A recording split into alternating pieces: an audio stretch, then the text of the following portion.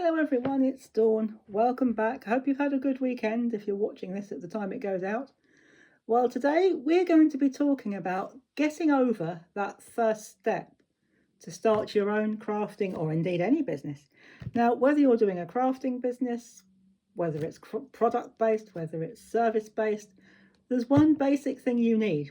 You need a place to work. You need an actual place or a space to operate your business.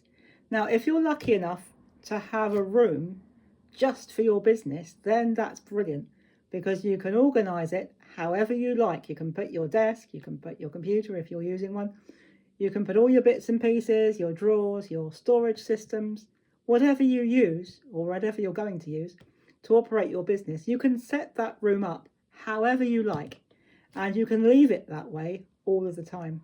And of course, you can close the door when you finish work for the day. But if, like many people, you haven't got a room that you can just use because other people use that room. For example, many people start their businesses on the kitchen table, or so I'm told. I started mine in the living room, but you couldn't fit a folder in my kitchen. But many people start on the kitchen table or in their living room or their dining room. Now, the problem with doing it that way is if you've got other members of your household living, if you've got a family, for example, or you've got a partner, at some stage there are going to be other people that use that room, especially if it's the kitchen, because they'll want to eat or they'll want to get a cup of coffee or a cup of tea. So what we need to do, if you're working in a room that other people use within your family, or indeed other people, visitors come through, you don't want people coming and going while you're working because that's a distraction. So what I would suggest you do is find a room, even if it's other people that use it, and find a time when they're not using it. So for example, if you're a parent and you've got children, you work from your living room, for example, or your kitchen, operate your business when the children are at school, because that way they won't be running backwards and forwards. You might have to adapt a bit when they're on holiday, but you can work that out as time goes by. But what you need to do, first of all, you need to have a base to work on. You need to have some sort of table or desk. Now, I would strongly suggest you get yourself something like a trestle table or even a long picnic table. That's what I use here on my desk. It's a longish picnic table. And what I've done with mine is I've just left it up. It's one of those collapsible things. You can collapse it.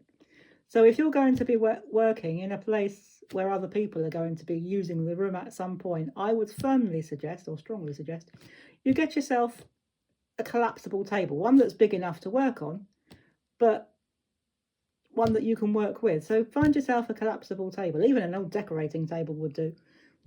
I know they're not particularly strong, but they're good enough for working on and making things or plonking a laptop on doing your work. And talking of computers, if you do need some sort of technical device such as a computer, I would suggest, especially if you're using a room that other people are using, don't get one of these cumbersome desktops if people still use them. I'm not sure that they do, or if they do. Get yourself a laptop or a notebook computer, one of the little ones, or even better still, get an iPad, because then you can just put that in your bag and put it away.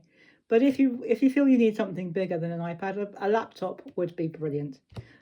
I've got two desks in my room, and over there, you can't see it, but I've got it's a tiny little thing. It's a tiny little laptop, but it's good enough just to do my admin on, so that's what I use. But if you're in a room that other people are using, find yourself or get yourself a laptop if you haven't got one already, because then at the end of your working session, you can obviously turn it off, close it down and put it away.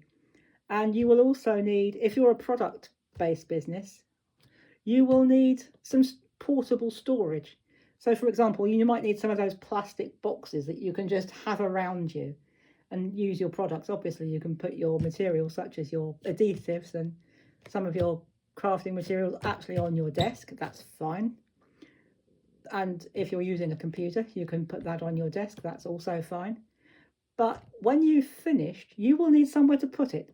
So make sure you've got a cupboard that you can pack all your stuff and put it in, or even one of those big packing boxes, one of those boxes that you use, or some people use when they're moving home. even the medium sized one, you know what, you can get quite a lot in there. So you could pack it in there and pop it in a cupboard or slide it under a table, anything that works for you. Right, we're going to ignore that and we're going to carry on.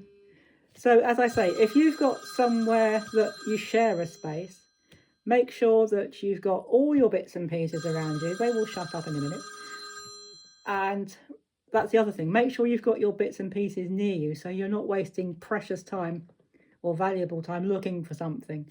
Make sure you've got everything around you so that you're there ready to make your products, or you've got your notes or your computer or whatever it is you need to write your programs. And keep your hours, talking of time, keep your hours realistic. So for example, again, if you're a parent and you've got children at school, you might, especially if you take your children to school or even see them off to school on the school bus or the public transport, you might want to work from, for example, from 10 till 2.